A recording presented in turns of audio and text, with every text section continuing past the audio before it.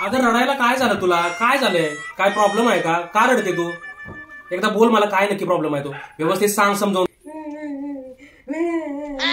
रडू नको तर काय करू, माझं मेलीचं नशीबच फुटकाय. अगं काय झालंय तुला? नको रडू गाशी. का रडते तू? जरा मला सांग नक्की काय झालंय, काय नको रडू नको.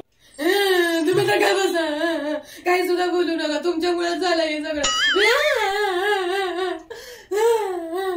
अगं तू नाही बोलली तर मला समजणार कसं?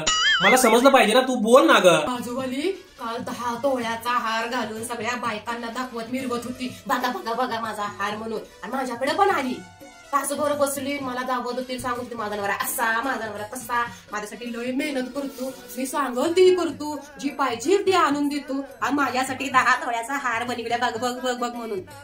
मग रडू नको तर काय करू?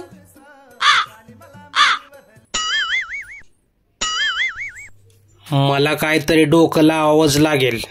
अगं तुला काय सांगू मी, काल मी आणि माझ्या मित्रांनी त्याला मोठ्या कारमधनं उतरताना बघितलं आम्ही, आणि गोरी गोरी पान बाई पण होती त्याच्या बरोबर. आणि अगं काहीतरी मोठ्या घरातली बाय आहे वाटतं. काय सांगताय? अगं बया, असला नालायक माणूस आहे. मग मला तर वाटतंय त्या बाईनं त्याला हार दिला या. हो तर त्या तोंडानं सगळ्या गलीत सांगत फिरत होती, माझा नवरा लय गुणाचा. काय करायचंय तसल्या हाराला? आपल्याला नको तसला हार. तुम्ही तसं काय करू बिरू नका बरं. आपल्याला काय नको तसला हार, आपला हाय तेच बरं आहे. जाऊ दे तिकडं. आता कसं वाटतंय